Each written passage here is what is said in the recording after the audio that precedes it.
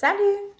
Bonjour tout le monde. Bienvenue à cette formation conférence sur le lancement de la programmation 2025-2026, donc présentée par l'association Panda Lanaudière. Donc, l'objectif en fait de la soirée d'aujourd'hui, là, c'est vraiment de vous informer sur les bases du TDAH, vous informer aussi sur les grandes lignes, là, en fait, pour qu'on ait tous le même langage, toutes les mêmes bases là, à ce qui a trait au TDAH. Donc, si vous êtes nouveau ici à l'association, vous êtes des nouveaux membres, vous êtes des anciens membres aussi. Le but, c'est vraiment qu'on ait tous le même langage, toutes les mêmes balises là, de départ pour qu'on puisse justement pouvoir avancer un petit peu plus au niveau de nos ateliers. On profite également de cette soirée-là pour vous présenter notre programmation, évidemment, comme je l'ai nommé d'entrée de jeu. Donc, tous les beaux services qui s'en viennent pour la prochaine année, autant dans nos ateliers que dans nos conférences, que dans notre offre de services aussi, dans notre soutien individuel. Donc, vous allez avoir toutes les belles ressources. Puis, on prend un petit moment également pour vous présenter quelques membres de l'équipe. Là. Donc, voilà.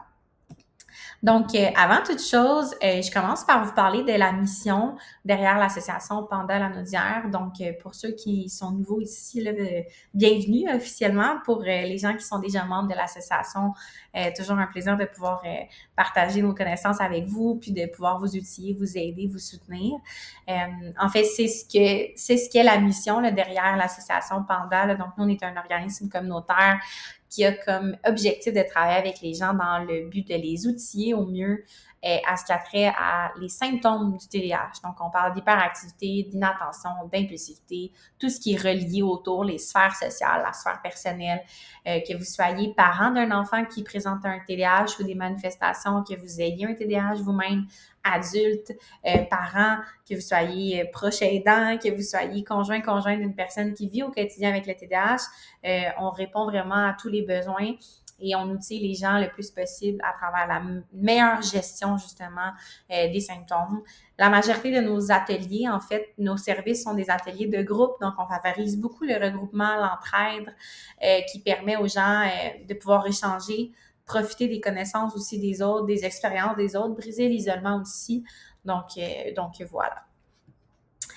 Je pense que je ne l'ai pas mentionné, là. Je vais revenir rapidement là, sur la mission de l'association de Panda, mais à noter que cette année, puis c'est également pour ça qu'on a décidé de faire un lancement de programmation pour nos services en 2025-2026, on est, en fait, c'est le 25e anniversaire de l'association Panda, donc on a soufflé notre 25e bougie il y a quelques mois, quelques semaines. Donc, au courant de la prochaine année, vous allez avoir accès à tout plein de services un peu hors programmation régulière. Là. Donc, on vous offre plein de petites capsules vidéo avec des thématiques spécifiques à chaque semaine, chaque mois environ. Une conférence qui vous est présentée à chaque mois avec des invités, j'allais dire des artistes, mais ça peut être des artistes, des professionnels, des invités qui sont différents, qui viennent vous parler de leur expertise, leur expérience. Ça nourrit énormément. Donc, encore une fois, on vous invite à rester disponible via le site Internet. C'est vraiment via l'infolette de Panda. Lorsque vous êtes membre également sur l'infolettre et le site Internet de l'association, vous pouvez avoir accès à toutes ces belles ressources-là. Donc, voilà. Donc, sans plus attendre, on va y aller également avec les bases du TDAH. Encore une fois, je le nommais d'entrée de jeu, mais l'objectif aussi derrière la formation de ce soir, la conférence de ce soir, la soirée d'ouverture, en fait, j'aimerais dire, c'est vraiment de vous, qu'on puisse poser les bases pour qu'on parle tous le même langage. Donc, évidemment, là, quand on arrive à l'association Panda, nous, on n'exige pas de diagnostic, que vous ayez un diagnostic officiel et un neuropsychologue, vous pensez que peut-être votre enfant ou même vous-même, vous présentez des manifestations. Nous, on travaille à travers les symptômes, on travaille à travers votre réalité au quotidien, puis on est dans un service qui est quand même assez personnalisé, omis le fait qu'on travaille beaucoup dans le groupe. On vise quand même à aller chercher chez les gens leurs défis, leurs forces, les enjeux, en fait, pour lesquels ils décident de venir à l'association. Et on travaille à travers vraiment les symptômes liés à leurs défis spécifiques. Ce qui est important de comprendre quand même avec le TDAH se présente sur un continuum. Donc, c'est ce qu'on appelle un trouble neurodéveloppemental. Donc, ce n'est pas quelque chose qu'on va acquérir à travers les années. Donc, si vous avez 30, 40, peu importe l'âge que vous avez, puis vous venez de recevoir un diagnostic du TDAH, fort possiblement, en fait, dans 100% des cas. Là. Si c'est pas le cas, c'est peut-être que votre diagnostic n'est pas officiel, mais le TDAH était là dès l'âge enfance, dès la petite enfance, dès la naissance. En fait, il y a une très grande prédisposition génétique qui permet ou pas là, la transmission du TDAH, là, qu'on passe de l'âge... en fait, quand on est parent, là, il y a une très forte chance on le donne à notre enfant. Là. Donc, c'est un trouble ce qu'on appelle neurodéveloppemental, un trouble multidimensionnel également dans la mesure où on voit beaucoup de comorbidités. Comorbidité, c'est un terme qui veut dire euh, des troubles associés finalement. Donc, souvent, lorsqu'on présente un TDAH, on présente des fois de l'anxiété, on peut présenter aussi une hypersensibilité, des troubles de langage, on peut présenter une déficience intellectuelle, un TSA, une douance. Il y a beaucoup de troubles qui peuvent être associés, donc c'est pas rare qu'on a des symptômes de TDAH, mais qu'on a également d'autres symptômes qui y sont associés. C'est important de reconnaître quand même que le TDAH n'est pas un trouble de comportement, ce n'est pas de la mauvaise volonté, ce n'est pas une maladie non plus, c'est vraiment sur un continuum. C'est quelque chose qu'on ne guérit pas, mais qu'on apprend à vivre avec. C'est d'ailleurs le slogan de l'association, là, donc mieux vivre avec le TDAH. On va avoir un TDAH, on va naître avec un TDAH, on va mourir avec un TDAH. La bonne nouvelle, c'est qu'on va pouvoir, à travers notre profil, puis à travers l'évolution de notre vie, pouvoir trouver des stratégies plus compensatoires pour pouvoir justement diminuer certaines manifestations qui sont liées au TDAH. Évidemment, le TDAH affecte beaucoup de gens au quotidien, beaucoup d'impact, particulièrement sur le rendement scolaire, sur les relations sociales, des fois qui peuvent être compromises, la gestion émotionnelle aussi, la dysrégulation émotionnelle. Évidemment, il y a beaucoup d'autres sphères de la vie des gens qui deviennent affectés avec le TDAH, mais je vous dirais qu'une des premières pistes d'observation qu'on peut avoir lorsqu'on soupçonne peut-être un TDAH chez notre enfant ou même chez nous-mêmes en tant qu'adultes, c'est de se demander en fait à quel point ça l'impacte le quotidien. À l'association ou même dans la vie en général, là, on considère que la plupart des gens vivent avec un DAH, là, donc un déficit d'attention avec hyperactivité. On est tous un peu distraits, on est tous un peu inattentifs, on est tous un peu hyperactifs à certains moments, mais ça devient vraiment un TDAH, un T avec le trouble, lorsque c'est handicapant au quotidien. Donc, lorsqu'on a vraiment de la difficulté avec beaucoup de volonté là, de rester assis à la même endroit, de pas oublier les choses qui sont autour de moi, peu importe, là, ça devient vraiment impactant au quotidien. C'est peut-être des petits signes qui peuvent nous nommer que peut-être que je devrais aller voir pour peut-être, ou bien aller me chercher un diagnostic, ou bien trouver des stratégies pour diminuer considérablement les manifestations associées au TDAH. Au niveau de la prévalence, on trouve ça important de le nommer parce que c'est faux de dire aujourd'hui, là, dans les recherches, qu'un enfant sur deux présente un TDAH. Là, vous avez la prévalence, là, on est quand même à 6,9% des enfants qui vivent avec le TDAH diagnostiqués. Donc, il y a quand même des données qui sont pas si vieilles que ça, là, qui datent de 3-4 ans, 2022. 4,5% chez les adultes. Donc, c'est simplement que les adultes ont eu moins de diagnostics que les enfants, mais dans les faits, là, si on fait le calcul, si on a 6,9% d'enfants, on a 6,9% d'adultes 20 ans plus tard, là, disons, là, parce que c'est quelque chose qu'on ne guérit pas. Là. Si on l'a à l'enfance, on l'a à l'adulte aussi. Mais une donnée aussi qui est intéressante et peut-être même alarmante, j'ai envie de dire, dans 60% de cas, des femmes qui présentent un TDAH vont recevoir le diagnostic 20 ans trop tard. Donc, c'est quand même une donnée qui est frappante, là, c'est-à-dire que principalement chez les petites filles, les symptômes sont souvent intériorisés. Souvent, on va associer ça à de l'anxiété ou simplement le fait que, bon, elle est inattentive, mais elle dérange pas. Fait que les symptômes passent un peu sous le radar, ce qui fait que, bon, souvent arrive à l'âge adulte où là, être une mère de famille, par exemple, avoir une charge supplémentaire, d'avoir des enfants, d'avoir un travail, peu importe, la vie va super rapidement, donc ça vient accentuer considérablement les symptômes et c'est souvent à ce moment-là qu'on va chercher un diagnostic ou qu'on se fait diagnostiquer. Mais pendant X nombre d'années, on a tellement essayé de compenser, de trouver des stratégies adaptatives qui fait que là, ça explose. Donc, c'est quand même un fait qui est intéressant, qui est encore une fois, que je le renomme, mais un peu alarmant parce que on passe sous le radar quand on est une petite fille puis qu'on présente de l'inattention, par exemple. Mais c'est pas dit qu'on n'a pas besoin d'aide, besoin de soutien pour autant. Donc voilà. Une des meilleures façons, là, je vous dirais, de travailler en intervention avec un TDAH, c'est d'y aller avec un traitement qu'on appelle des traitements multimodaux, là, multimodal. Là, il devrait être écrit traitement multimodal plus que multimodaux ou rajouter un S à traitement. Mais l'objectif, en fait, c'est vraiment de conjuguer l'hygiène de vie, donc tout ce qui est le sommeil, l'alimentation, l'activité physique, avoir une bonne hygiène de vie avec des stratégies, des interventions éducatives, psychoéducatives, des interventions sociales. Donc, ça peut être par le biais de l'association Panda, par exemple, ou du service en professionnel spécialisé, ou bref, de trouver des stratégies compensatoires liées au volet psychosocial en intervention et de rajouter possiblement une médication en dernier recours. Là. Donc, c'est vraiment d'y aller selon une pyramide. Donc, la première intention, on vise à stabiliser l'hygiène de vie. Souvent, lorsque cette sphère-là est comblée, les manifestations vont diminuer grandement. Par la suite, si c'est pas suffisant, on peut aller dans un traitement plus au niveau des interventions psychosociales, psychoéducatives, dans le traitement plus social. Donc, par le biais d'ateliers de groupe, des groupes de soutien pour les enfants, pour les parents, des stratégies au niveau des professionnels, que ce soit des ergos, des psychologues, des travailleurs sociaux, des intervenants psychosociaux, des éducatrices spécialisées. Bref, d'aller chercher un peu plus d'aide au niveau des gens qui sont plus formés. Puis, en dernier recours, souvent, on peut décider d'intégrer une médication, une molécule, un traitement qu'on appelle pharmacologique. Évidemment, ce volet-là doit être combiné avec des stratégies, doit être combiné avec des interventions pour stabiliser l'hygiène de vie également. Donc, rares sont les fois où la médication est de première intention chez les gens lorsqu'on reçoit le diagnostic. Souvent, les professionnels vont vous référer vers des services, des ressources pour pouvoir, ou même des livres, peu importe, pour pouvoir justement diminuer les symptômes puis stabiliser un petit peu les manifestations. Donc, voilà.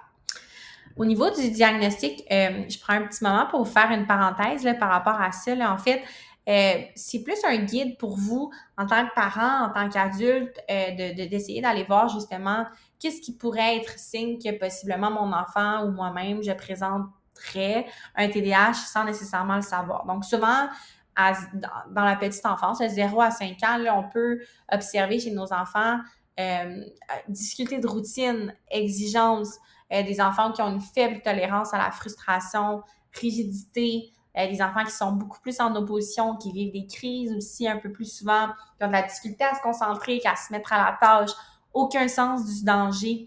Des enfants aussi qui peuvent changer un peu plus souvent de jeu, qui se tannent rapidement, qui ont besoin de stimulation constante. Ça peut être des indicateurs possiblement que vos enfants présentent certains défis en lien avec le TDAH. Encore une fois, c'est pas exhaustif qu'on présente le TDAH, mais ça peut nous pister quand même vers possiblement des manifestations qui y sont associées. 6-12 ans, je vous dirais que c'est le moment où on diagnostique le plus, simplement parce que l'enfant arrive à l'âge scolaire. Donc, souvent, on parle d'une augmentation au niveau du nombre de demandes que le professeur va faire en classe. Et donc, difficulté d'autocontrôle chez nos enfants qui sont très impulsifs, qui sont inattentifs, qui ont besoin de bouger aussi, se mettre à l'action, c'est pas évident non plus. On parle souvent de comportements qui vont être impulsifs et donc qui vont amener le rejet des pairs. Encore une fois, ça peut être des indicateurs que possiblement votre enfant présenterait des manifestations liées au TDAH. Lorsqu'on arrive à l'âge adolescence, 12-18 ans, là, on tombe dans le volet qui est la crise de l'adolescence, mais qui est parfois marqué par une diminution de symptômes, soit par nature développementale, donc au niveau du cerveau, il y a d'autres choses qui se construisent à ce moment-là, mais parfois aussi une hausse au niveau des troubles de conduite, des troubles d'opposition avec provocation, défier l'autorité, la rigidité, le sentiment de justice qui est présent énormément, qui nous pousse à agir peut-être contre notre gré par impulsivité. Donc, encore une fois, c'est des manifestations qui peuvent orienter peut-être un diagnostic potentiel. Puis, encore une fois, vers l'âge adulte, on se rappelle que si vous avez un diagnostic à l'âge adulte, c'est parce que vous l'aviez quand vous étiez enfant, mais vous ne le saviez pas. Mais des manifestations qui peuvent surgir, la perturbation au niveau du travail, changer d'emploi souvent, difficulté au niveau de l'autorité, de la difficulté à s'organiser, à se mettre à l'action, à se rappeler des choses, vivre au quotidien avec quelqu'un, sentir qu'on n'a pas nécessairement énormément de relations significatives autour de nous. Bref, c'est des sphères qui peuvent être affectées par le TDAH, malheureusement, là, à l'âge adulte. Donc, au niveau des manifestations du TDAH, là, je pense qu'il y a 2 diapositives qui ont sauté, là, mais rapidement, là, de garder en tête qu'on présente quand même 3 grandes sphères, donc l'hyperactivité, l'impulsivité et l'inattention. Donc, c'est quand même important de garder en tête que les manifestations qui sont prédominantes là, sont soit l'hyperactivité, l'impulsivité ou l'inattention, comme je viens de le nommer. Et lorsqu'on va chercher un diagnostic, en fait, lorsqu'on va vraiment à la recherche de ce diagnostic-là, les professionnels qui peuvent poser le diagnostic, mon Dieu, j'ai dit beaucoup de fois le mot diagnostic, mais on parle d'un médecin généraliste, d'un pédiatre, d'un psychiatre, d'un neuropsychologue ou d'un psychologue. Je vous fais une bémol par rapport à ça parce que souvent les gens nous demandent, bon, qu'est-ce que je devrais faire? Est-ce que je devrais aller voir mon médecin, un neuropsychologue? Évidemment, le médecin, si vous avez un médecin de famille, un pédiatre familial, un pédopsychiatre ou un pédiatre, c'est gratuit, c'est couvert par la RAMQ, les services d'ordre professionnel au niveau médical. Cependant, le diagnostic qu'un médecin va vous offrir va être beaucoup moins exhaustif et spécifique que celui d'un neuropsychologue ou d'un psychologue. Donc, des fois, c'est important de garder en tête quand même l'amalgame de services qu'eux peuvent offrir en neuropsychologie, de tests également qui vont pouvoir venir vraiment cibler puis orienter au mieux le diagnostic. Donc, est-ce qu'on présente un diagnostic de type prédominance inattentive ou prédominance hyperactive? Est-ce que mon enfant a le TDA ou le TDAH? Dans les faits, on parle d'un TDAH dans tous les cas, mais est-ce qu'il y a une prédominance inattentive pour le TDA ou bien, bon, pour le H ou l'hyperactivité? C'est vraiment les neuropsychologues et les psychologues qui vont être capables de mieux discerner. Puis les neuropsychologues particulièrement, en fait, le mieux que les psychologues même, qui vont venir différencier la nature du trouble. Malheureusement, au Québec, au Canada également, c'est très difficile d'avoir accès à des services en neuropsychologie au public. Les délais d'attente sont interminables. Donc, souvent, on réoriente vers le privé. C'est des coûts qui sont vraiment dispendieux. C'est des coûts, j'ai envie de dire astronomiques, là, mais c'est peut-être pas le bon terme. Là. Je ne veux pas faire peur à personne, mais c'est des coûts quand même assez importants. Donc, des fois, de reconnaître à l'avance que mon enfant a 4 ans, je veux pas aller le faire diagnostiquer, mais j'ai des forts doutes sur le fait qu'il peut-être y a un TDAH à en développer, en fait, qui va se dessiner, là. De quand même attendre des fois avant l'âge de 7 ans, parce que souvent, on parle d'un diagnostic qu'on appelle provisoire, donc non officiel. On laisse quand même la chance à l'enfant de voir si c'était peut-être pas juste un défi au niveau de son apprentissage ou quoi que ce soit, ou c'est vraiment le TDAH. Donc voilà, évidemment, vous avez certains petits symptômes là, donc au niveau du diagnostic, là, selon le DSM, là, qui est le manuel des troubles de santé mentale.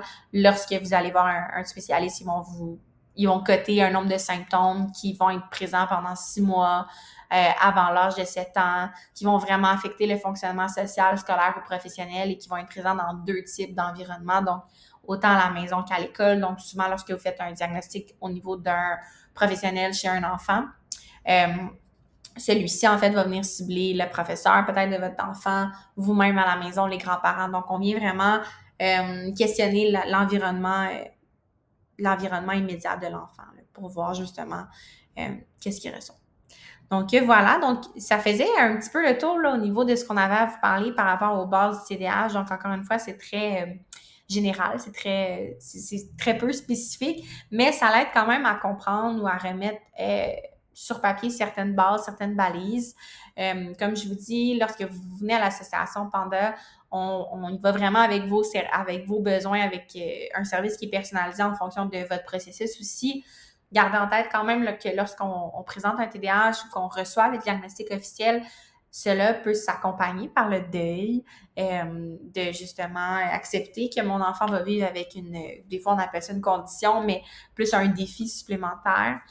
Donc, il faut rester quand même indulgent envers soi-même. Puis évidemment, nous, on est là pour vous épauler, vous soutenir à travers l'association pour que vous vous sentez le mieux possible à travers votre diagnostic ou simplement vos manifestations.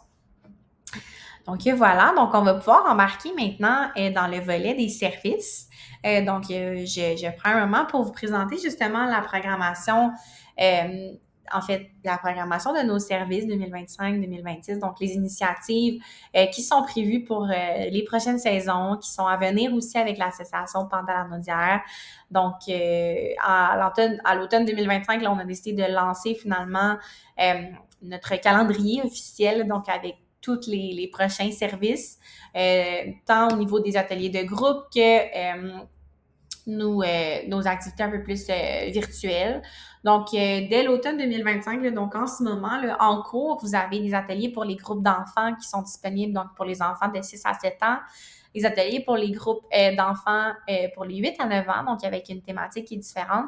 Et on a également un atelier pour les enfants de 10 à 11 ans qui n'est pas écrit à l'automne, mais qui est en vigueur en ce moment. Encore une fois, formule groupe, environ 6 enfants pour 2 intervenantes, donc qui sont formées, qualifiées pour pouvoir outiller vos enfants. Formule de 2 heures, présent sur 10 semaines, les samedis matins. Donc, les jeunes sont vraiment outillés en fonction de leurs défis, mais également en fonction des thématiques qui reviennent souvent chez les enfants. Et le concept du groupe est formidable parce que les enfants puissent se reconnaître à travers d'autres enfants qui présentent également des manifestations. On vise à briser l'isolement autant avec eux qu'avec les parents aussi, là. En fait, en parallèle avec les ateliers pour les enfants, on offre un atelier pour les parents. Donc, souvent, les parents vont aller porter leurs enfants aux ateliers puis vont venir assurer leur présence au sein des ateliers pour les parents. Même concept, série de 10 ateliers sur 10 semaines, 2 heures, tous les samedis matins, donc une session à l'automne et une session à l'hiver. Donc, dans la formule groupe également. Donc, c'est vraiment un atelier qui est très riche, qui est très populaire aussi, là. Sinon, ben à l'automne, vous avez également des journées des soirées thématiques pour adultes qui vont être offertes un peu de façon ponctuelle à travers l'année. Donc, à l'automne, là, je pense que dès le mois d'octobre, vous en avez une à la mi-octobre qui est offerte par Zoom et vous en avez une en novembre, une en décembre également, je crois. Puis sinon, vous en avez à chaque mois au courant du reste de l'année, là, donc jusqu'à juin. Journée de formation pour les professionnels ou les intervenants. Donc, si jamais on a des professionnels ou des intervenants ici qui écoutent la capsule de ce soir, la formation, le 21 novembre, donc journée colloque qui est disponible pour vous. Au niveau de l'hiver, maintenant, on maintient les ateliers de groupe. Donc, les ateliers de groupe 6-7 ans, les ateliers de groupe 8-9 ans, les ateliers de groupe 10-11 ans, les ateliers de parents. Encore une fois, les samedis matins pour une série de 10. Les inscriptions sont déjà ouvertes pour ceux qui auraient de l'intérêt. Vous avez également les soirées thématiques pour les adultes qui reprennent, donc comme je vous le nommais, qui est formule Zoom. C'est des soirs de semaine, c'est les mardis de mémoire ou les mercredis soirs, donc de 7h à 9h par Zoom. Vous pouvez venir simplement pour de l'information, pour du partage. L'information dure 1 heure, puis après ça, la soirée pour le partage dure 2 heures. 1 heure de plus, en fait. Sinon, vous avez des belles conférences aussi qui sont offertes au courant de l'année. On a une belle programmation. On a un ergothérapeute qui va venir nous offrir une formation en février, des orthopédagogues également, là, plein de beaux professionnels qui sont là pour répondre aux besoins. Conférences qui sont toujours disponibles par Zoom et offertes par Zoom, en fait, et offertes en rediffusion, là, donc lorsque vous êtes membre. Lorsqu'on arrive au printemps, on a des ateliers pour le passage primaire-secondaire, donc ciblés pour nos 10 à 11 ans. J'ai 11-12 ans, en fait, là, mais même les enfants de 10 ans sont ciblés. Donc, un atelier, une série de 4 offerts les samedis matins qui visent, encore une fois, à transitionner du passage primaire-secondaire. On a des ateliers pour les ados qui sont offerts en milieu scolaire, des conférences, des soirées thématiques pour les adultes, encore une fois. Et au niveau de l'été, là, on a le camp de répit avec notre beau programme éducatif qui a été créé par les intervenantes de l'association. Puis on a également du suivi individuel. J'ai écrit pour l'été 2026, mais c'est vraiment pour l'année longue, là. Donc, si vous avez besoin de services un peu plus personnalisés, vous avez besoin de parler à une intervenante ou à un intervenant de l'association par rapport à des enjeux vraiment personnalisés, évidemment, on vous invite à nous écrire. Là, on peut vous assurer ce suivi-là un petit peu plus personnalisé, là. Donc, voilà. Je prends quand même un moment pour vous décortiquer chaque atelier, chaque groupe. Ça va vous aider à mieux comprendre ce que vos enfants vont travailler à travers l'atelier présente, là, par exemple. L'atelier présent, je devrais dire. Donc, on va ici là, se faire des amis et les garder pour nos enfants de 6 à 7 ans. Donc, je le nommais tantôt, 6 enfants pour 2 intervenantes. L'atelier est animé par Mathis et Sarah, qui sont deux étudiants en psychologie à l'université. Donc, en fait, la formule, là, c'est 2h30 d'atelier vraiment axé sur le jeu, sur le plaisir, sur les outils et les stratégies. Au courant des 10 ateliers, là, vont couvrir des thématiques comme respect de la bulle, comment faire des belles demandes, comment attirer l'attention positivement, comment se présenter aussi, écouter activement, présenter ses excuses, poser des questions, demander son aide. Bref, vous avez vraiment les thématiques qui sont inscrites à la diapositive à l'écran. Donc, session d'automne qui est déjà commencée, donc du 20 septembre au 29 novembre. Et vous avez également la session d'hiver qui débutera le 17 janvier au 28 mars. Il reste encore de la place pour les inscriptions. Place limitée quand même, là, on est quand même juste à 6 enfants. On peut déborder à 8, mais on vous invite à faire vos inscriptions assez rapidement là, si jamais c'est un intérêt que vous avez. Ensuite, on tombe dans l'atelier de groupe pour les 8-9 ans, donc la gestion des émotions et l'affirmation de soi, qui est animé par Emma Rose et Anne, encore une fois, 2 étudiantes en psychologie à l'université. Donc, l'objectif, en fait, de l'atelier est vraiment de venir travailler avec nos jeunes, le volet, le vocabulaire émotionnel, exprimer ses émotions de façon adaptée, accepter la déception, gérer le refus, le rejet social. On vise à leur offrir des stratégies pour s'affirmer positivement également, se présenter, la résolution de conflits, évaluer aussi les autres, reconnaître les émotions d'autrui. Donc, on travaille aussi avec l'empathie, le développement de l'empathie. Évidemment, tout ça est lié avec le TDAH. Encore une fois, une session qui est offerte à l'automne et une session qui est offerte à l'hiver. Et une fois de plus, les inscriptions sont en vigueur et ne sont pas remplies encore. Donc, on vous invite à aller vous inscrire si jamais vous êtes un enfant, si vous êtes un parent d'un enfant de 8 à 9 ans.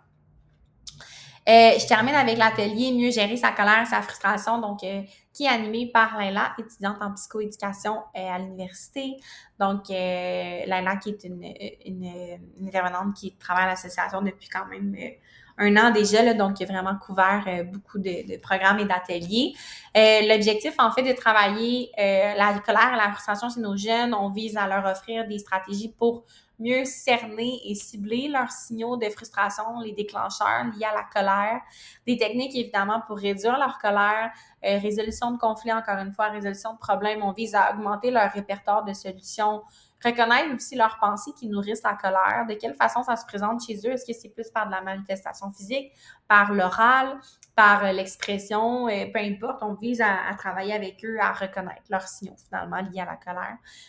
Donc, l'atelier de l'automne est déjà ouvert et on a également une session à l'hiver qui débute, encore une fois, le 17 janvier et qui se termine le 28 mars. Donc, c'est vraiment ce qui couvre nos ateliers jeunesse, donc les enfants de 6 à 12 ans. Encore une fois, vous avez toutes les informations sur le site Internet de l'association de Panda La Naudière. Donc, si jamais vous voulez vous y référer, vous inscrire, vous abonner, vous avez des questions spécifiques, on vous invite à aller voir tout ça sur le site de l'association. En parallèle, tantôt, je vous parlais de l'atelier pour le groupe parent, donc qui est offert en même temps que les ateliers d'enfants. Donc, les enfants, on va reconduire les enfants à l'atelier, puis à 2 minutes de route, là, on peut arriver directement à nos ateliers, à nos bureaux, à nous, où les ateliers pour les parents sont offerts simultanément, en fait, les ateliers pour les enfants, donc, et samedi matin. Série de 10 également, donc animée par Joanie. Joanie, qui est vraiment une pionnière là, de l'association. Ça fait quand même une pionnière, quand même, on pourrait appeler une pionnière. Là, ça fait quand même 3-4 ans que Joanie travaille à l'association Panda. Donc, elle a travaillé sur les 4 jours, sur les ateliers enfants, puis cette année sur les ateliers parents. Donc, formule groupe, on vise à outiller les parents au mieux d'enfants qui présentent des symptômes liés au TDAH. On vise à mieux comprendre le TDAH. On travaille aussi à travers plusieurs thématiques, des systèmes d'émulation, la gestion de la colère, la gestion des conflits, comment nommer des conséquences, la gestion du stress chez nos enfants, l'hygiène de vie, quel professionnel choisir lorsqu'on présente un défi. Donc, on couvre vraiment un très large éventail de stratégies, d'outils, de thématiques spécifiques au TDAH à l'enfance dans un cadre et un volet parental. Donc, de quelle façon on peut outiller et travailler au mieux avec nos enfants. Donc, voilà. Vous avez également En route vers le secondaire, donc atelier qui est présenté au printemps, la session du printemps, donc pour 4 samedis dans la session, donc le 23 mai, le 30 mai, 6 juin et le 13 juin. Donc, le samedi matin de 9h30 à 11h30. On travaille encore une fois 4 grandes thématiques, une par journée. Le TDAH, comment mieux vivre avec au quotidien. l'organisation, la motivation et la gestion du temps, le stress, l'anxiété, les émotions et les grands changements, nouveaux profs, les horaires, les nouveaux statuts, la nouvelle école. Donc, formule groupe, encore une fois, donc on vise 6 enfants pour 2 intervenantes, donc animées par Laila ou même par moi-même, Erika. Donc, on travaille spécifiquement avec les enfants qui transitionnent du primaire vers le secondaire. Donc, dès le mois de mai, là, on essaie de faciliter la transition avec eux, de leur offrir le plus d'outils, des stratégies possibles pour qu'ils soient adaptés vers ce grand passage qui va arriver à l'automne d'après. Finalement, je termine avec les soirées pour les adultes, donc des soirées thématiques ponctuelles qui sont offertes via le biais de l'association, en fait, par Zoom. Donc, cette année, c'est une nouveauté, là. Normalement, on les offrait sur une série de 10 à l'automne et à l'hiver, donc les mercredis. Par contre, des fois, c'est pas évident pour les gens de se déplacer tous les mercredis soirs, d'assister à un groupe. On limitait les places également. On vise à trouver et à toucher le plus de gens possible. Puis en même temps, on se rendait compte également qu'il y avait plusieurs thématiques qui collaient pas nécessairement avec tout le monde. Donc oui, je présente un TDAH, mais je suis peut-être pas non plus dans l'anxiété nécessairement, ou moi, la gestion de mon temps, ça va super bien. Donc de devoir m'engager pour un atelier au complet, de savoir que ça va être la thématique, peut-être que j'ai moins d'intérêt. C'est pourquoi on a décidé de les faire en soirée adulte, les soirées ponctuelles. Donc, vous avez les dates au tableau, vous êtes encore une fois au tableau, à l'écran. Vous n'êtes pas obligé de vous inscrire aux 10 ateliers. Vous pouvez vous inscrire à une, à deux, à trois, vraiment aux thématiques qui vous intéressent. Simplement de garder en tête que ces soirées-là sont offertes par Zoom. On priorise un moment d'échange et de partage, mais particulièrement d'informations et d'outils. Donc, les adultes qui viennent à ces ateliers-là, l'objectif, c'est vraiment de vous outiller au mieux, briser l'isolement aussi, de reconnaître et de travailler avec d'autres adultes autour de vous au niveau des thématiques spécifiques. Donc, voilà. Et je profite également pour vous parler du camp de jour, donc le camp de jour de l'association qui reviendra cette année, qui est très populaire depuis 4-5 ans déjà, là, un camp qui a un programme éducatif aussi qui a été travaillé par les intervenantes de l'association dans les dernières années, l'ancienne spécialiste clinique aussi qui travaille avec nous, qui a peaufiné ce beau programme psychoéducatif, éducatif du moins. Donc, vous avez quelques images ici, là, donc les jeunes, c'est vraiment un camp de jour, là, donc on parle de 8 à 12 enfants pour 4 intervenantes, donc 1 pour 2 environ dans le ratio. Encore une fois, les intervenantes, c'est tous des gens qui sont formés et outillés, donc c'est un camp vraiment spécialisé pour nos jeunes. Et on leur fait faire une série d'activités pour favoriser justement tout ce qui est les manifestations du TDAH, les diminuer. On vise à ce que ces jeunes-là vivent des réussites au quotidien également. On reconnaît que c'est pas toujours évident d'être dans un cadre un peu plus formel ou général d'un camp de jour régulier. Donc, on vise à travailler spécifiquement en fonction des défis et des besoins. Donc, voilà. Donc, ce programme-là, en fait, le camp est de jour et souvent, les inscriptions sont souvent ouvertes au mois de février. Donc, encore une fois, on vous invite à rester à l'affût si c'est quelque chose qui pourrait possiblement vous intéresser. On couvre environ 6 à 8 semaines de camp. Vous pouvez vous inscrire à 1, à 2, à 6 semaines. Et c'est pour les enfants de 6 à 12 ans. Finalement, j'en profite pour vous faire un petit mot sur les capsules informatiques. Donc, le petit 2 minutes du TDAH, j'en ai parlé un peu plus tôt d'entrée de jeu tantôt, mais étant donné qu'on fête le 25e anniversaire de l'association pendant la Rosière, on a décidé de vous gâter et de vous offrir 25 petites capsules informatives en lien avec le TDAH, avec des thématiques et des spécifiques qui sont différentes les unes avec les autres.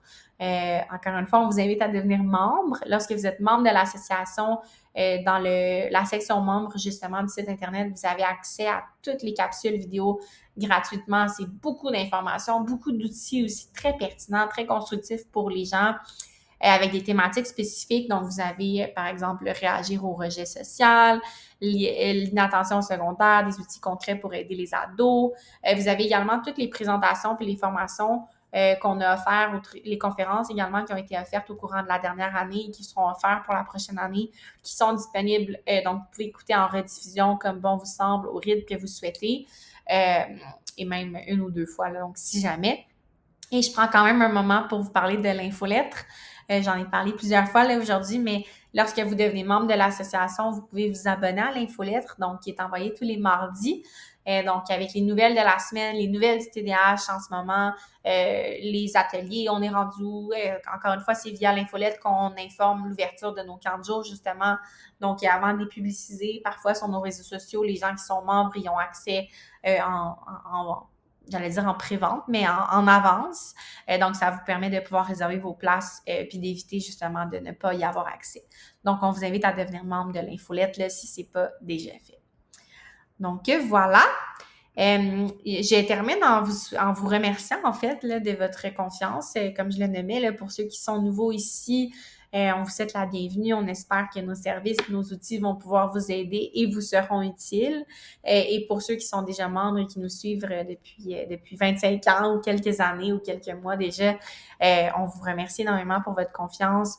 Évidemment, si vous avez toute autre question, commentaire, vous souhaitez poursuivre un accompagnement, vous pouvez nous retrouver là, finalement via le site internet que vous voyez ici à l'écran, là, donc www.pendantlanaudière.org. Vous avez les coordonnées de notre bureau, là, notre QG est situé à Terrebonne. Et vous avez également l'adresse courriel pour laquelle vous pouvez vous référer si jamais vous avez un besoin de suivi un peu plus personnalisé. Là. Donc, l'info@commercialpendantlanaudière.org. Donc, voilà. Donc, je pense que ça faisait le tour. Donc, sur ce, je vous souhaite une belle fin de soirée et au plaisir de vous croiser au courant de nos ateliers, nos soirées ou nos suivis. Là. Donc, voilà.